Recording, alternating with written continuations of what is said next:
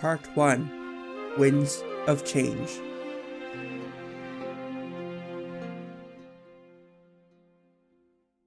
In the late 11th century, Pope Gregory VII began reforms to give the Roman Catholic Church more control over European life. The Pope claimed to be Jesus Christ's representative on earth, and claimed authority over all Christian rulers, even the Holy Roman Emperor. Even if they disagreed, Europe's rulers were often powerless, as church officials worked in their governments, and the church owned huge tracts of land across Europe. After these reforms, the church became more organized. Priests and bishops, called the secular clergy, had to stay unmarried, go through education and training, and know how to read and write, skills most people did not have. Because the Bible was only written in Latin, only clergy could read it and lead church services. Most regular people, called the laity, could not read Latin, so they trusted what the church taught them. Religion at the time shaped every part of life. From birth to death, everyone was expected to follow Catholicism. Whether rich or poor, people had to be part of the church, even if they were not very religious. Priests and bishops were seen as a vital link between the people and God. They performed special rituals called sacraments, like baptism, marriage, and Mass. Mass was the most important and revered. At the center of Mass was the Eucharist, also called Communion. It acted as a recreation of the moment when Jesus gave bread and wine to his apostles, saying that they were his body and blood. Over time, the Eucharist became a powerful ceremony. It was commonly believed that the bread and wine given at communion were indeed the body and blood of Christ, a concept known as transubstantiation. And so it came to be that when the laity did take communion, usually once every year at Easter, they only took the bread. Only priests could take both bread and wine, lest a clumsy peasant accidentally spill the blood of Christ on the floor.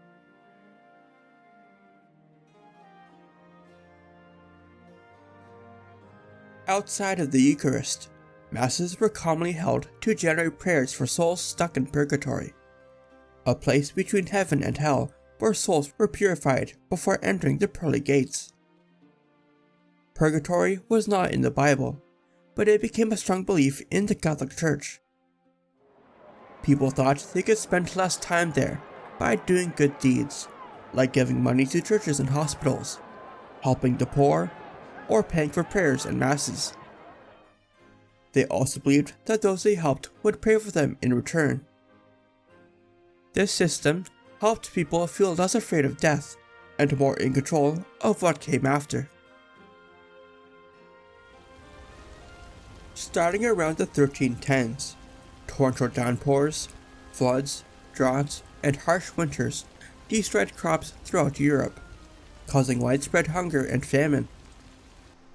Then, in 1347, Italian merchant ships from the Black Sea brought rats carrying fleas with deadly bacteria. People infected got sick fast. Many developed large black buboes on their skin and died painful deaths in hours or days. By the 1350s, the Black Death claimed about 1/3 of Europe's population. Many lay people saw the plague and general turmoil as a punishment from God. Groups called flagellants flocked from town to town, whipping themselves to show sorrow for their sins. Because death was everywhere, people became more focused on the idea of purgatory and the Danse Macabre, Dance of Death, a reminder that no one could escape mortality. Families paid for special masses to pray for their loved ones who had died, hoping this would help their souls reach heaven faster.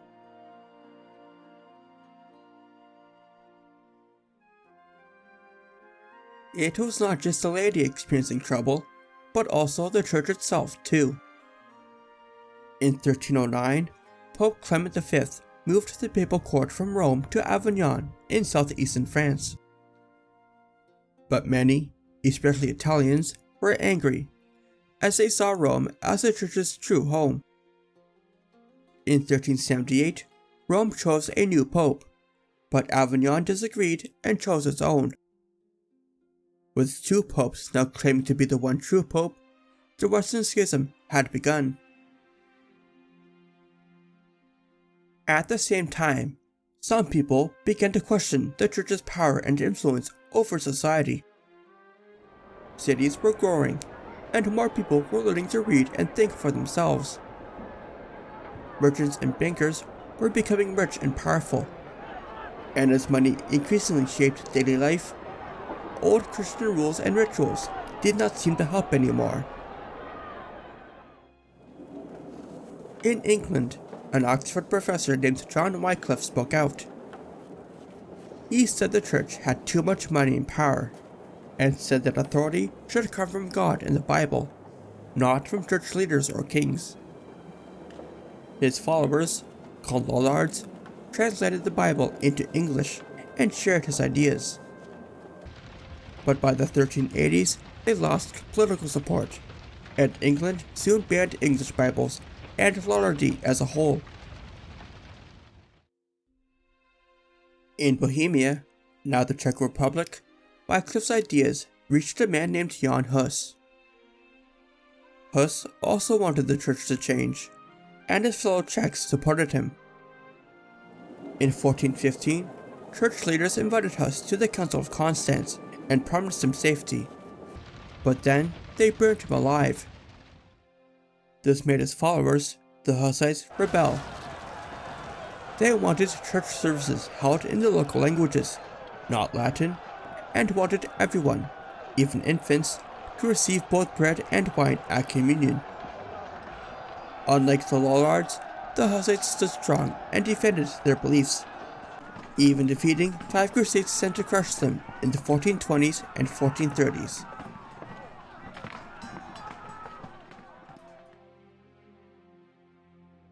The aforementioned Council of Constance was set up to mend the Western Schism. Because the two popes in Rome and Avignon both refused to step down, some church leaders took the approach of conciliarism. A specially convened council should decide what to do. In 1409, church leaders met in Pisa, Italy, and chose a new pope, Alexander V. But the other two popes did not step down like intended, so now the church had 3 popes. In 1414, King Sigismund of Hungary called the Council of Constance. It focused on 3 things: ending the schism, fixing church corruption, and dealing with heresy, especially the ideas of Jan Hus. The council succeeded in removing all 3 popes and elected a new single pope, Martin V, in 1417, ending the schism and restoring church authority. To avoid more problems, the council said church councils should happen more often. But future popes did not like the idea of sharing power. When another council met in Basel in 1431, Pope Eugene IV tried to stop it. Some members picked a new pope in retaliation, but few followed him. In 1460, Pope Pius II banned the idea that councils could overrule popes. While this was happening, the church's reputation kept getting worse. Some priests and monks fought over money and power. Bishops acted like nobles and often did not live where they worked. Some held more than one job, practiced nepotism, or sold church positions in what is called simony. Even the popes acted like kings. Pope Alexander VI had mistresses and kids, something the Pope was not allowed to have. His illegitimate son, Caesar Borgia, was violent and ambitious. His daughter, Lucretia, was used for political marriages. Pope Julius II came next. He led armies and spent money on wars and art. By the early 1500s, people were fed up. Everyone saw that the church was rich, corrupt, and far from Christ-like. Reforming the church was no longer a question of if, but when.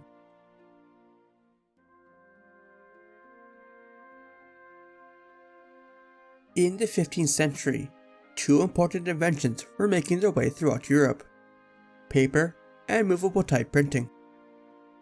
China had invented both centuries prior, but now they had spread to Europe. Paper became popular because it was cheaper and easier to make than older materials like parchment and papyrus. Then, in 1440, a goldsmith named Johannes Gutenberg took the idea of movable type and added the printing press element to it. Before this, monks and scribes had to spend months or even years to copy books by hand. Most books were in Latin, and often only church leaders and nobles could read them. But now, people could translate books like the Bible into their own languages and print many copies fast. What once took a year to copy could now be printed in a single day.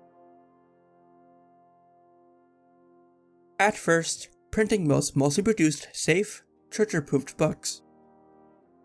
But soon, they made all kinds of texts: pamphlets, essays, stories, legal documents, and Bibles in everyday languages. More and more people learned to read, and reading became a private, thoughtful activity. It encouraged readers to reflect and form their own beliefs. This helped change how people saw religion. Instead of relying on public rituals or what the church said, many began reading and thinking on their own. These changes spread fastest in cities, where schools and books were easier to find. Educated people, like merchants, lawyers, and landowners, started to prefer reading and thinking over religious customs. Printing also changed how scholars worked. Before, they spent most of their time copying old texts. Now, they had more time to study, write, and share new ideas. And thanks to the printing press, those ideas could reach people all across Europe faster than ever before.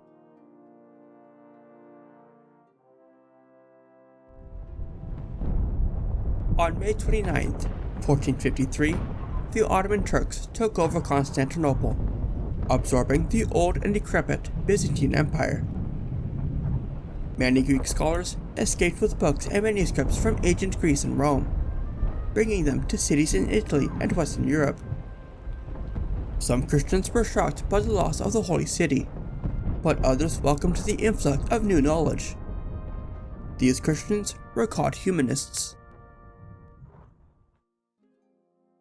Humanists wanted to study literature, history, and philosophy, the humanities, instead of just religion. They believed that old ideas from Greece and Rome could improve Christianity in society. This movement began in Italy in the 1300s and 1400s. Ancient Roman ruins littered the peninsula, and city life gave people time and money to explore the past they were surrounded by. People felt they were leaving behind a dark age and entering something new, a rebirth or renaissance of culture and society. Humanist historians like Leonardo Bruni and Flavio Biondo echoed this line of thinking by dividing history into ancient, medieval, and modern. Humanists believed in going back to the sources, ad fontes. They studied the Bible and other church texts in the original Hebrew and Greek to find errors in Latin translations. This method exposed many lies and mistakes the church had been spreading for centuries. One humanist, Lorenzo Valla, proved that the donation of Constantine, which supposedly gave the Pope authority over Western Europe, was fake, therefore harming the church's legitimacy. Another major humanist was Erasmus, born in 1466 in Rotterdam. He did not follow the strict religious path set out for him, and instead traveled across Europe writing books and letters. He believed people should use reason instead of relying on rituals, superstition, and miracles to navigate life. In 1516, Erasmus published a Greek translation of the New Testament, showing that some church teachings came from bad translations. He wanted people to understand Jesus better and focus on kindness, peace, and growth over fear or superstition. Although Erasmus did not support and refused to take part in the events to come, his work nonetheless helped shape it immensely.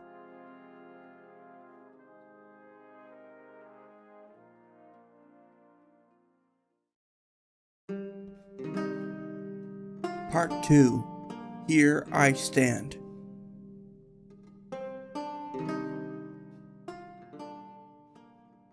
Martin Luther was born late at night on November 10, 1483, in Eisleben, Saxony.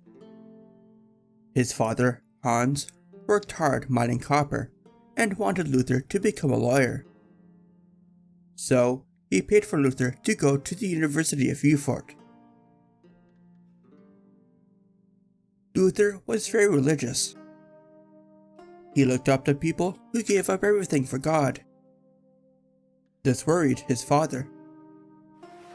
Then, in 1505, Luther got caught in a violent thunderstorm. A lightning bolt struck nearby, and in fear, he promised God that he would become a monk if he lived. He survived and kept his promise.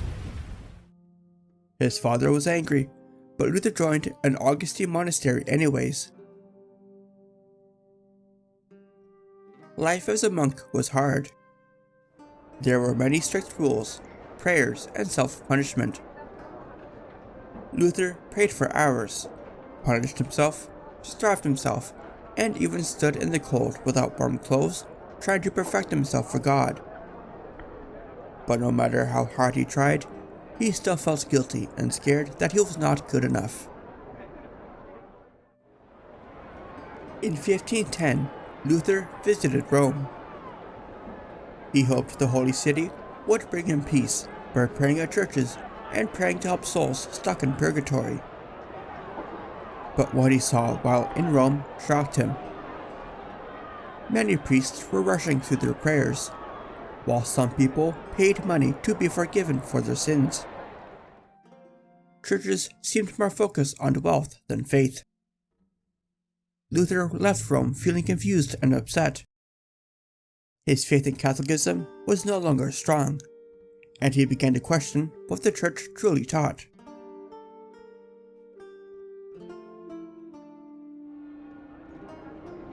After his visit to Rome, Martin Luther taught at the University of Wittenberg, a new and modern school in a small German town.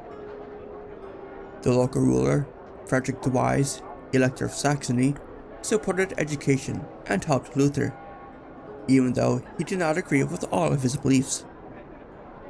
At first, people thought Luther was a humanist, but he soon turned away from those studies and turned to the Bible. By 1515, Luther was thinking deeply about salvation. He believed people could not earn God's forgiveness by doing good things, and only true faith in God's kindness could save them. God did not forgive people because they were good, but because He is good. A few years later, Pope Leo X needed money to renovate Old St. Peter's Basilica in Rome. To raise funds, he sold indulgences, papers that promised to forgive sin, or shorten time in purgatory if you paid money. In Luther's area, a Dominican friar named Johann Tetzel led this campaign, using loud speeches and catchy rhymes to persuade people to buy them. Luther was outraged. He believed selling forgiveness was wrong and damaged Christianity. Others before him, like John Wycliffe and Jan Hus, had also spoken out about indulgences. but Luther's words spread fast. On October 31st, 1517, Luther allegedly nailed a list of 95 theses on a church door in Wittenberg, attacking the way the church was abusing indulgences. At the time, he thought it was a small act. It was not.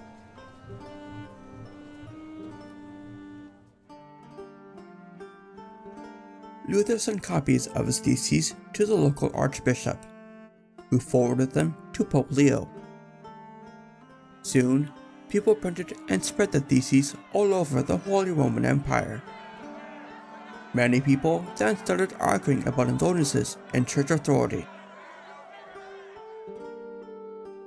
At first, Pope Leo did not pay much attention, leaving the work of challenging Luther to other church leaders. In 1519, during a debate with a man named Johann Eck in Leipzig, Luther took a bold step. He said the Bible, not the Pope, was the highest authority. Eck called Luther a heretic, just like John Wycliffe and Jan Hus, making some see Luther as a dangerous rebel. In 1520, Pope Leo officially condemned Luther's ideas in a papal bull, which Luther then burned in protest. That year, Luther wrote 3 important books in plain German so everyone could understand. The first book explained that everyone could read and interpret the Bible however they'd like. In the second book, Luther said that only baptism and communion were true sacraments. And in the third book, he wrote that faith in Christ alone brings full forgiveness. Pope Leo told him to take it all back. Luther refused, and so he was excommunicated. In 1521, the new Holy Roman Emperor and King of Spain, Charles V, gave Luther a chance to defend himself at Worms. Luther said he would not take back his words unless proven wrong by scripture. He said he must follow his conscience, famously but allegedly declaring, "Here I stand. I cannot do otherwise. God help me. Amen."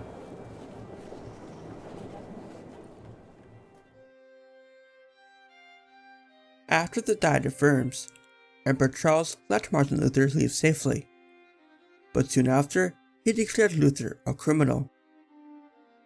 To protect him, Luther's supporter, Elector Frederick, had him secretly taken to Wartburg Castle. Luther hid there for almost a year. While in hiding, Luther worked hard. He translated the New Testament into simple, everyday German so everyone could read the Bible. Luther also continued to closely study his Bible. He believed that only some books truly showed God's message, especially books like John, Romans, and Psalms. But he doubted the truthfulness of a few others and thought they should not be taught. So Luther categorized them as apocrypha in case people still wanted to read them. Luther's bold ideas upset many powerful leaders. Emperor Charles branded him a heretic, and in 1523 burned 2 monks alive in Antwerp for following Luther's teachings. King Henry VIII of England even wrote a book attacking Luther's beliefs, which made the Pope happy. Still, not everyone rejected Luther. Smaller towns and lower-ranking nobles began to support his ideas, which began to be called Lutheranism. Some cities in Saxony allowed reforms. In Nuremberg, preachers spoke freely about Luther's message. Knights gave his followers shelter, and miners and merchants helped spread his teachings through their trade routes. Some of Luther's writings reached Switzerland.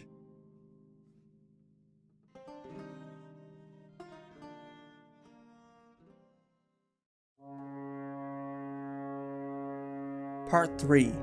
The Radical Reformers.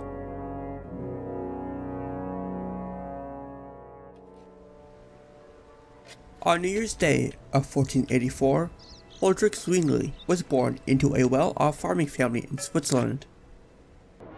His parents gave him a good education in universities at Basel and Vienna. They did not want him to become a monk, so he became a priest in the small town of Glarus instead. While working as a priest, he taught himself Greek and some Hebrew. He looked up to Erasmus and his ideas about peace and church reform. In 1516, Zwingli read Erasmus's version of the New Testament. This made him start comparing the early church to the church of his time, where he saw many discrepancies. Zwingli said he chose to follow Christ and the Bible before he even heard of Luther. In 1518, he started working at the Grossmünster, a major church in Zurich. Even though he was not the top priest, his words were influential. He began preaching straight through the Gospel of Matthew, skipping the old church rule that told priests what parts to read and when. In 1522, during Lent, a printer in Zurich gave sausages to Zwingli and their friends, breaking their church's rule against eating meat while fasting. Zwingli did not eat the sausage, but he defended their choice to do so in a sermon. He said people should follow the Bible, not man-made rules. For Zwingli, God's word came first, and church traditions should not replace them.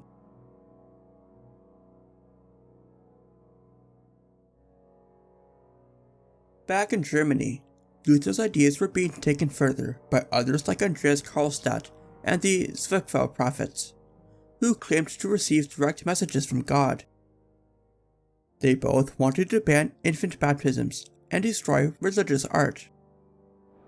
Luther disagreed, and in 1522 he went back to Wittenberg, preached common order, and removed the prophets.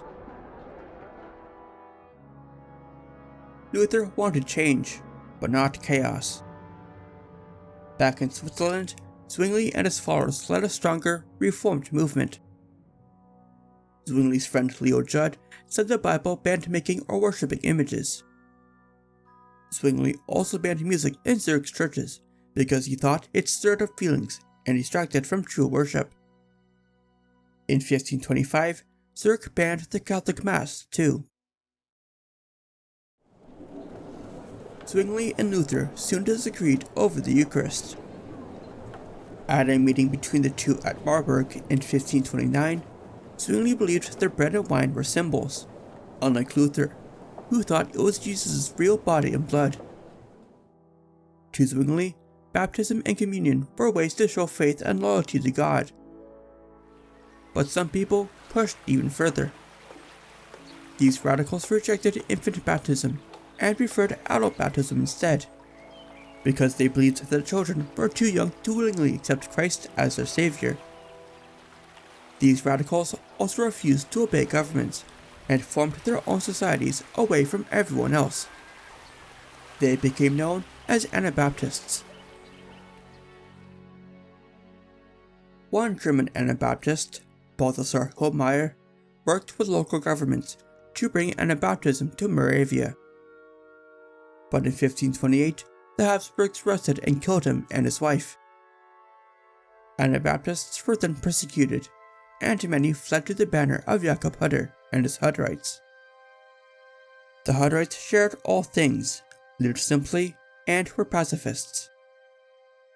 In 1527, a group of Anabaptists came together and created the Schleitheim Confession, which said true Christians should not fight, swear oaths, or work for governments. The Anabaptists stayed faithful, even when it cost them their lives.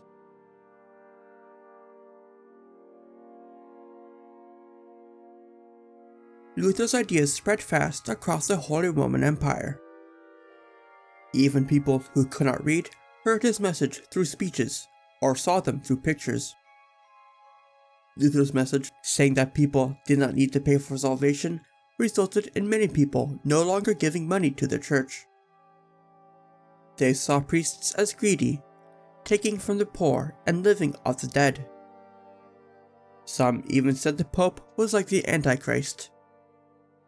Unhappy monks, nuns, and everyday people left Catholicism, as they saw Luther's message as a way to live freely.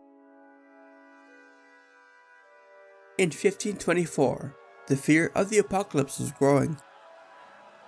Astrologers were warning of a great flood, and a huge hailstorm in Germany in July made things worse. For the peasantry of southwestern Germany, it was a breaking point.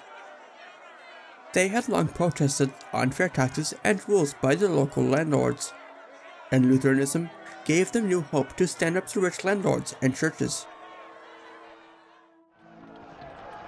Violence spread north across Germany, from Alsace to Bohemia.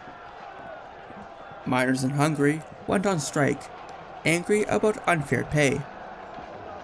Polish peasants also revolted against the Teutonic Order, while iconoclasm gripped Scandinavia. In 1525, Emperor Charles finally acted. After winning the Battle of Pavia in Italy, he sent soldiers north. The peasant fighters were no match. Tens of thousands died, while many others were tortured or killed. At first, Luther supported the people and preached peace. But as violence grew, he told imperial princes to crush the rebellion, a permanent stain on his reputation.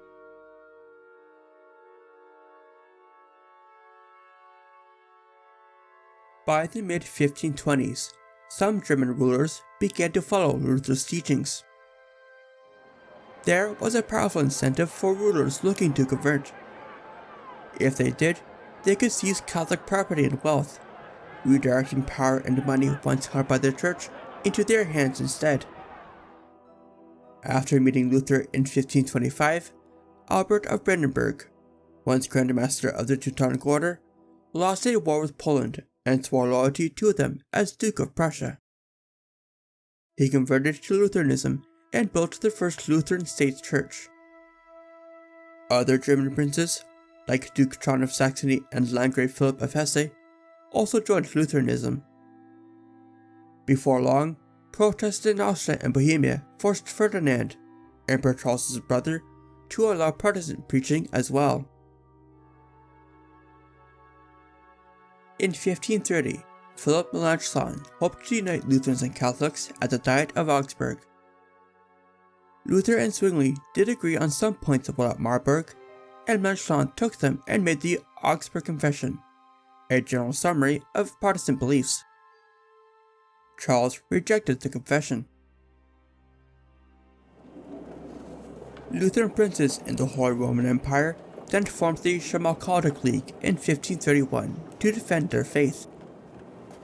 However, the league was weakened by bad leadership, betrayal, and scandals.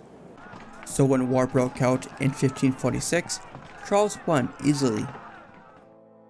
Afterwards, he tried to force the Augsburg Interim on Protestants, restoring many Catholic practices.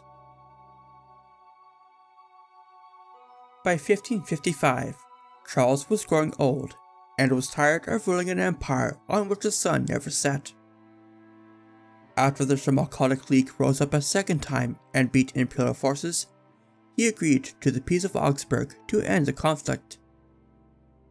It allowed a policy of cuius regio, ius religio, whose realm his religion, where each imperial prince could choose a religion, Lutheran or Catholic, for their land. This peace allowed some Protestants to stay, but excluded Reformed Protestants like Anabaptists and Calvinists.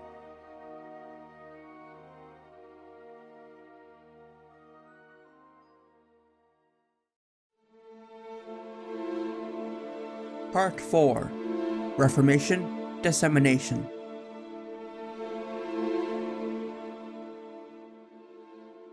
John Calvin was born in 1509 in northern France. As a boy, his father had him study religion in Paris and later law in Orleans. While in Orleans, Calvin discovered humanism and hoped to become a great thinker like Erasmus. But in 1533, Calvin had a sudden change of heart and became deeply devoted to Jesus. At first, France seemed open to church reform. But when leaflets attacking the Catholic Eucharist appeared, even on King Francis I's bedroom door, Francis reacted harshly. Many Protestants, called Huguenots in France, were arrested or burned. Calvin, suspected of helping write the leaflets, fled France. In 1536, on his way to Strasbourg, Calvin stopped in Geneva. A fire preacher named William Farel begged him to stay and help reform the local churches. Calvin said no, but Farel said that God would curse Calvin if he left, so he stayed. Together, they tried to change how people worshipped. But when Calvin stopped some from taking communion, Geneva pushed back. Both men were kicked out. Calvin went to Strasbourg and led a church for French Huguenots. He also wrote his most famous book, The Institutes of the Christian Religion, which explained his Protestant ideas in a simple way. Like Luther, Calvin believed people are saved by faith, not by good deeds. But Calvin added that God had already chosen who would be saved, a concept called predestination.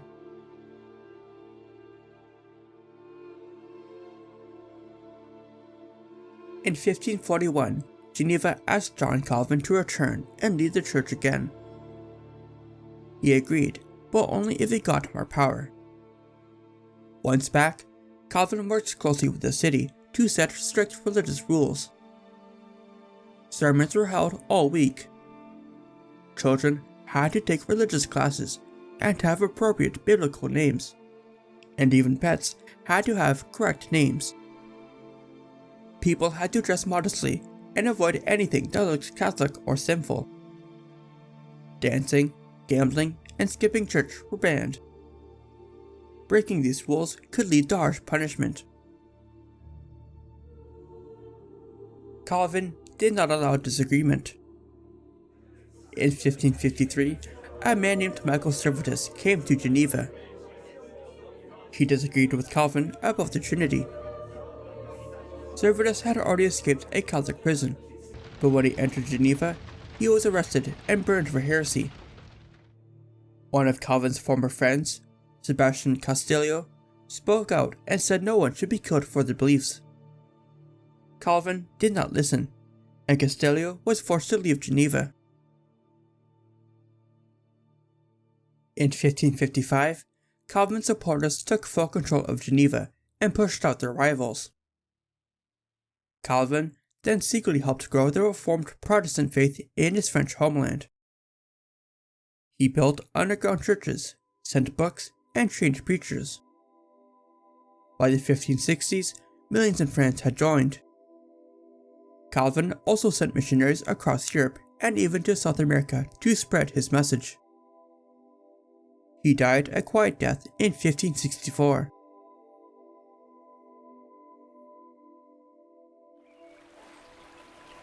Reformed Protestantism also grew popular in the Spanish Netherlands, where the Catholic Church had strong support from the government. Reformed Protestants in the Netherlands met in secret, sometimes in homes, open fields, or taverns after Mass, to read the Bible and talk about their faith. Spanish leaders saw these secret meetings as dangerous, so they banned them and punished anyone who did not follow Catholic rules. Because of this, some Protestants began forming separate groups. In the 1530s, an Anabaptist preacher named Melchior Hoffman became popular. He preached Anabaptist doctrines, but he also warned that the world will soon end, and that Jesus' second coming was due to arrive. His message inspired some extreme followers under Jan Matthews and John of Leyden to take over the German city of Munster in 1534. They called Munster the New Jerusalem, and said it would be the center of a new religious world, before being put down in 1535. After that, most Dutch Anabaptists turned away from violence. A former Catholic priest named Menno Simmons became the leader, he taught peace, adult baptism, and moral living.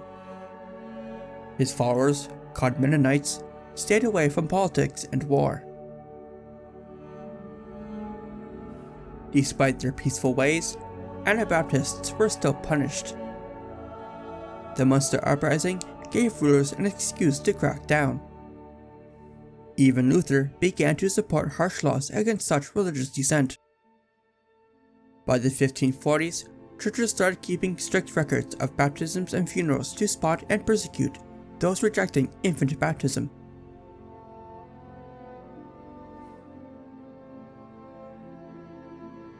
Across the English Channel, Luther's ideas reached England in the 1520s. The church quickly banned his books, but his message still spread, especially in places like Cambridge University. Like in Germany, many English people felt the church had become corrupt and greedy. Powerful figures like Cardinal Thomas Wolsey were known for living in luxury. William Tyndale helped spread Protestantism by translating the Bible into English. He printed copies abroad and anonymously translated some of Luther's writings before sending them back to England. Tyndale was eventually arrested and executed in 1536, but his Bible had a lasting impact on the English language and religion. At the same time, King Henry VIII wanted a son and heir. His first wife, Catherine of Aragon, failed to give him one, so he asked Pope Clement VII for a divorce. Pope Clement refused, but Henry secretly married Anne Boleyn anyways in 1533. To make it legal, Henry passed laws the next year that broke England away from the Catholic Church and created the Church of England, with Henry as its head. When Anne also failed to give Henry a son, he had their marriage annulled and had her executed. He then married Jane Seymour, who gave birth to Edward, but died soon after. When Henry died in 1547, Edward became King of England at just 9 years old. While Edward ruled, his advisors ended laws that punished Protestants and invited reformers from Europe. Thomas Cranmer, the Archbishop of Canterbury, led the way with a new prayer book and a clear set of beliefs for the Church of England. However, when Edward died in 1553, his successor did not take too kindly to Protestantism.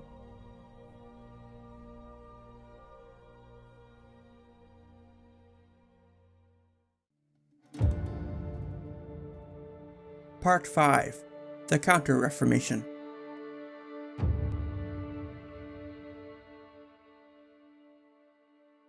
Religious change was also happening where the Catholic Church was the strongest: Italy and Spain.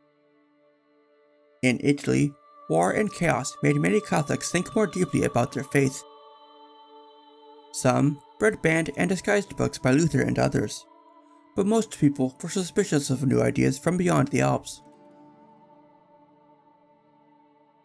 To strengthen the Catholic faith, new religious orders appeared. The Capuchins and Theatines focused on simple teaching. Instead of long sermons, they used short lessons and questions, called catechism. In 1535, Angela Merici, an Italian woman, started the Ursuline order. It helped unmarried women and widows teach children and care for the poor. In Milan, the Barnabites, led by Antonio Zaccaria, also began. They encouraged frequent worship and tried to bring faith to people in rural areas. Around the same time, Ignatius of Loyola, a Basque Spanish noble and former soldier, was wounded in battle. While recovering, he read religious books and decided to change his life. He created the Spiritual Exercises, a guide to prayer and self-reflection. Some church leaders in Spain were unsure about him, so he moved to Paris to study. There, he met other like-minded individuals like Francis Xavier. Ignatius and his followers offered their services to the Pope, and in 1540, the Society of Jesus, the Jesuits, was created. Before long, the Jesuits made it their mission to evangelize all over the world, converting non-Christians in places like Paraguay, India, China, and Japan to strengthen Catholicism through education.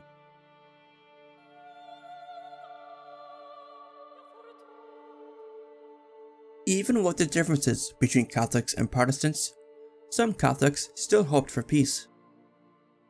They wanted to keep Catholic traditions, but also fix church problems by learning from Protestant ideas. Philip Melanchthon, Luther's partner, even revised the Augsburg Confession in 1540 to be more open to non-Lutherans. Leaders tried to reconcile at Regensburg in 1541. Cardinal Johann Groper and others met reformer Martin Bucer. They agreed on some points about faith, grace, and good deeds, but stalled on the Eucharist and on confession. Warnings from Rome and from Luther stopped the talks. Soon, Cardinal Gian Carafa set up the Roman Inquisition in 1542 to target reformers in Italy.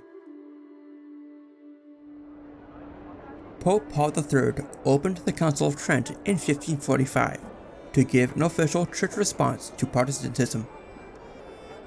During the first sessions, the Council rejected the idea that the Bible had more authority. The Council also ruled that salvation needed both faith and good deeds to be achieved. They upheld the sacraments, like baptism, communion, and marriage, and ideas like transubstantiation and purgatory. Later sessions in the 1560s pushed church reform. Bishops now had to live with their people, and new seminaries trained priests to do their job. The church also banned selling indulgences. The council finally closed in December 1563, though it would take time for all the changes to be implemented across the Catholic world. The Council of Trent gave Catholics new energy. Weekly Mass and regular confession of sins became the norm, while new Baroque art, architecture, music, and festivals reinforced faith in God. With the Council of Trent, the Catholic Church unofficially recognized that Protestantism was here to stay. Mending the schism was now a pipe dream.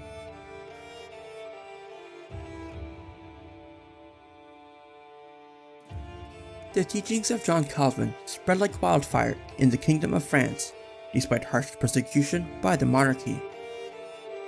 Some powerful French noble families, like the Bourbons and Montmorencys, supported Protestantism.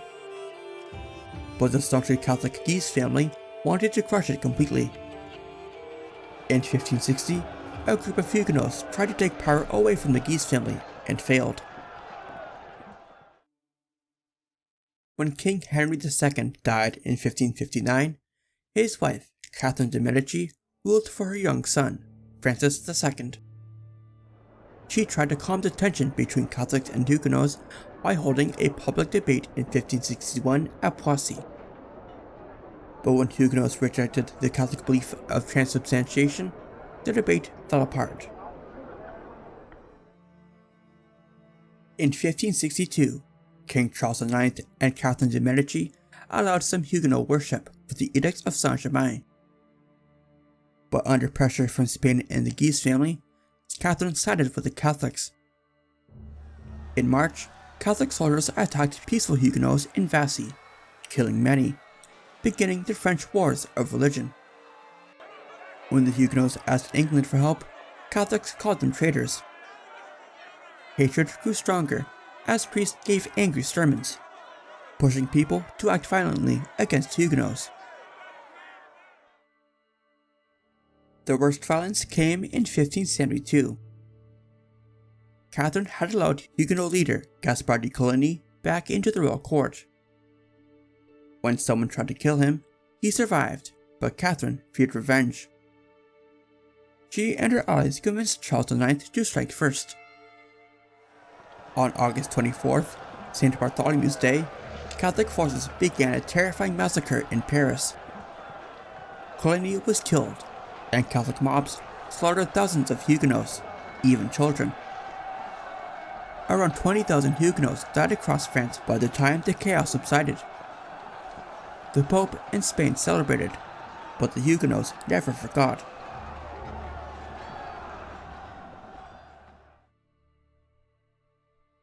When Edward VI died in 1553, his sister, Mary Tudor, became Queen of England. Mary was a strict Catholic and wanted to stop Protestant beliefs in England. In 1556, she married King Philip II of Spain, which made people uneasy, as many disliked Spain and feared foreign Catholic influence. Mary gave land back to the Catholic Church and punished Protestants. She had nearly 300 of them burned, including leaders like Thomas Cranmer. These actions turned many against her and earned her the nickname Bloody Mary. Mary ruled for only 5 years. When she died in 1558, her Catholic changes quickly ended. Her Protestant half-sister Elizabeth became queen and learned from Mary's mistakes. She famously stayed single, as she knew marrying a foreign ruler would cause problems. Elizabeth took a more balanced approach to religion. In 1559, she passed laws making herself head of the Church of England, and later made the Elizabethan religious settlement. This mix of Catholic traditions and Protestant ideas helped keep the religious peace in England. Anglican churches used English instead of Latin, and kept some Catholic-style robes and ceremonies. Important Anglican texts, like the Book of Common Prayer, used careful language to appeal to both sides. Some Protestants, called Puritans, wanted a stricter Church of England with absolutely no Catholic influence.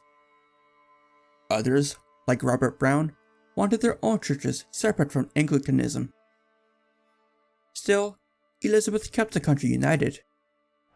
After beating the Spanish Armada in 1558, England grew more Protestant, and by the time of her death in 1603, Protestantism became tied to English pride.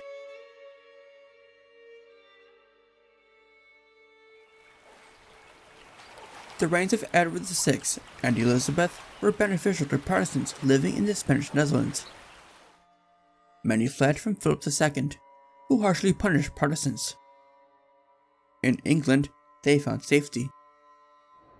They shared ideas, printed Protestant writings, and planned how to spread their beliefs back home.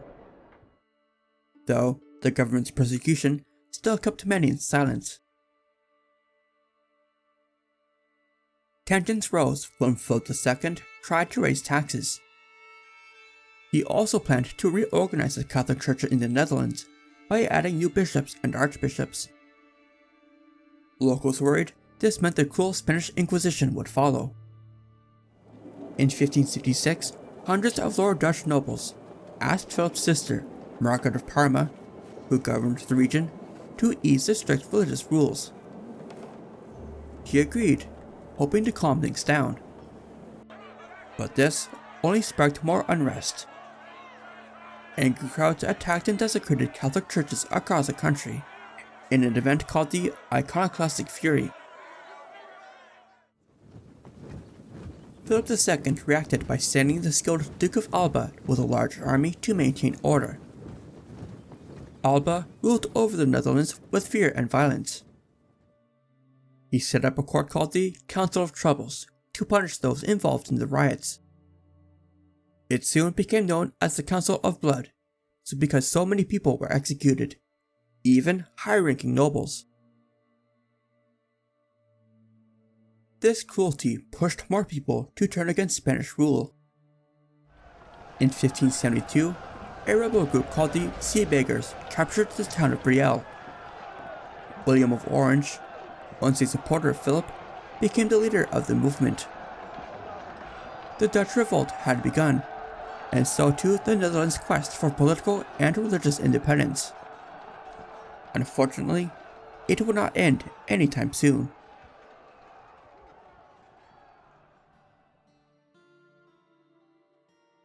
Much like its southern neighbour, the Reformation spread to Scotland when students brought Luther's ideas home from France and Germany. One of the first people to speak out was Patrick Hamilton. After he started preaching, church leaders called him a heretic and burnt him in 1528.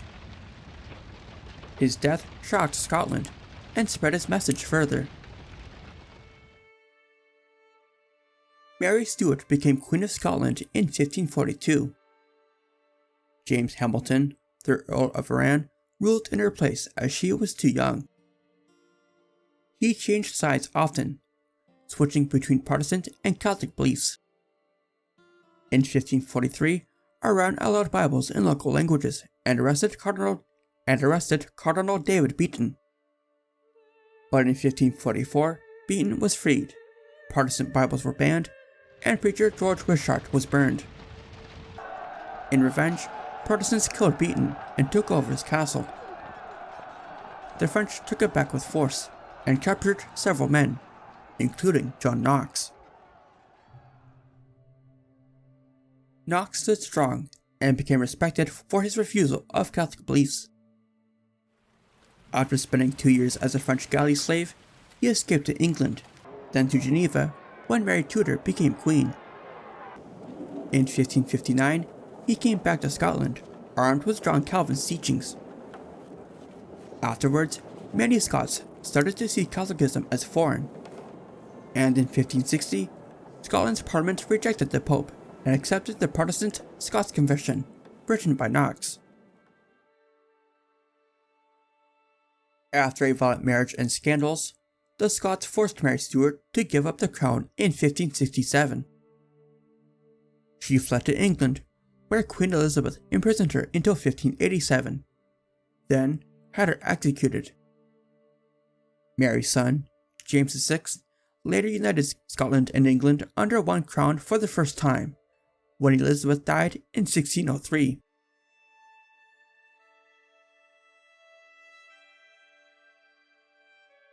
While Protestants were being attacked in France, the Netherlands, and England, Poland and Lithuania became a safe place for them. These two countries allowed many kinds of Christians to live together: Catholics, Orthodox, Lutherans, Reformed Protestants, and even radical groups like the Anti-Trinitarians. Lutherans made up the core of German-speaking urban populations. Reformed Protestants, supported by wealthy families like the Radzivills, made up about 1/5 of the nobility. Anti-Trinitarians built schools and shared property, rejected class ranks, and believed in peace. Still, Catholicism remained strong, as they kept control of their church lands and leadership. Most poor farmers stayed Catholic, and Poland's kings never fully separated with the church. King Sigismund II ruled both Poland and Lithuania. When Russia attacked from the east, he united the two countries with the Union of Lublin in 1569, forming the Polish-Lithuanian Commonwealth. The Commonwealth worked more like a republic rather than a traditional monarchy. Nobles could elect the king, make laws and veto them, and enforce religious freedom. After Sigismund died in 1572, the Parliament, or Sejm, offered the crown to a French prince, Henry of Anjou. He accepted.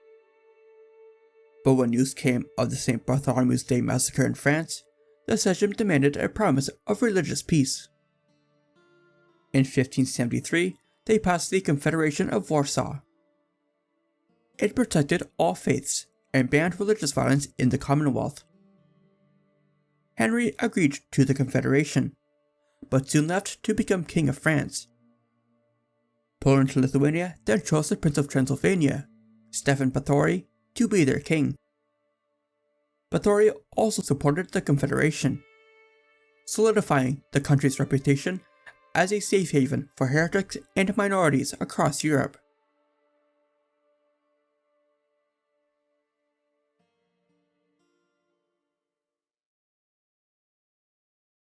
When Martin Luther published his 95 Theses in 1517, he changed history forever, even if he did not intend to. The Roman Catholic Church reaped what it sowed. It had grown rich, corrupt, and refused to change, even when many people called for reform.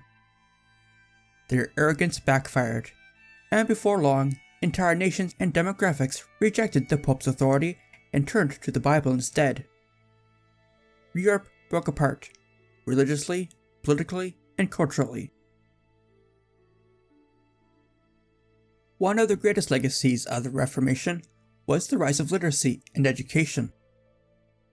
Protestants believed everyone should read and understand the Bible for themselves. This idea pushed literacy, especially in places like Germany and Scotland. Reformers also said women should read too, which challenged how society worked. Leaders like Henry VIII tried to stop this, but many women read anyways. For them, reading opened up new opportunities and gave them more power. The Reformation also challenged old church teachings. Luther supported learning through direct experience, not just from ancient books and traditions. Scientists and thinkers followed his lead. Paracelsus, a doctor, tested his treatments rather than trusting old rules. Philosophers like Francis Bacon and René Descartes focused on using real-world evidence, helping shape modern science. Still, the Church pushed back. In 1543, a Polish astronomer, Nicholas Copernicus, said the sun, not the Earth, was at the center of the universe. This went against what the Church taught. Later, Galileo Galilei supported Copernicus with his own discoveries. In 1632, the Church forced Galileo to take back what he said. The damage was done, however, as new ideas kept spreading and a scientific revolution took shape. As evidenced by the second half of this video, Europe was already starting to tear itself apart not even half a century after Luther made his stand. People now had access to new beliefs and ways of thinking. A scary thought in a land used to only having one religion dictate what to think and do. Thusly, many Europeans could not accept change. To Catholics, Protestants were dangerous heretics. Protestants saw Catholics, and even other Protestants, much the same way. It became clear that the only way for one side to extinguish the other would be through violence, destruction, death, and war. One that would change the fate of Europe forever.